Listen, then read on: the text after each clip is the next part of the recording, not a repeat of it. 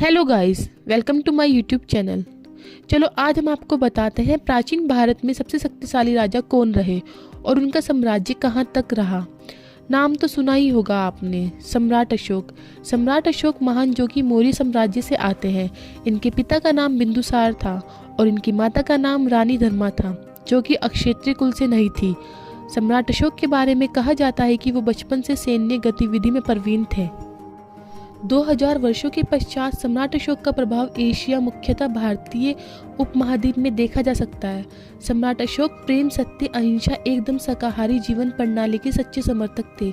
सम्राट अशोक ने बौद्ध पंथ का प्रचार एशिया में नहीं सभी महाद्वीपों में किया।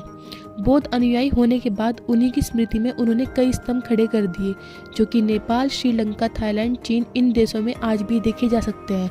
सम्राट अशोक के समय में ही 13 विश्वविद्यालय की स्थापना हुई, जिनमें से तक्षशिला, नालंदा, विक्रमशिला, कदार आदि विश्वविद्यालय प्रमुख हैं। सम्राट अशोक का साम्राज्य आज का संपूर्ण भारत, पाकिस्तान, अफगानिस्तान, नेपाल, बांग्लादेश, भूटान, म्यांमार के अधिकांश भूभाग पर था। आज जो भारत का राष्ट्रीय चिन्ह है वो अशोक काल का अशोक चिन्ह के नाम से जाना जाता है। कलिंग युद्ध में हुए नरसंहार से उनका मन युद्ध से उब गया। इसी दुख से उबरने के लिए वह बुद्ध के उपदेशों के करीब आते रहे और बौद्ध धर्म स्वीकार कर लिया। उन्होंने शिकार और पशु हत्या करना छोड़ दिया।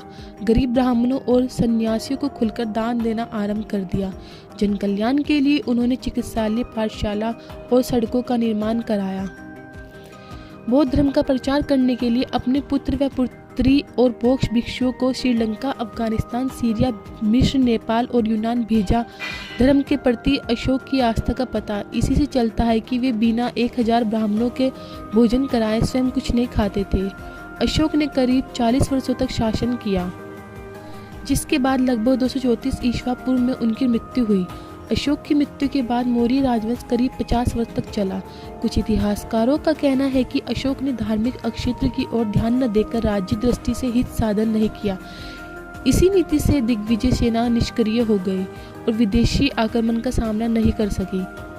दूसरी ओर कुछ और इतिहासकारों का मानना है कि सम्राट अशोक ने भारतीयता का अन्य देशों में प्रचार किया। अशोक ही अपने समकालीन लोकहित की दृष्टि से एकमात्र ऐसे शासक थे जिसने न केवल मानव की वरन जीवन मात्र की चिंता की।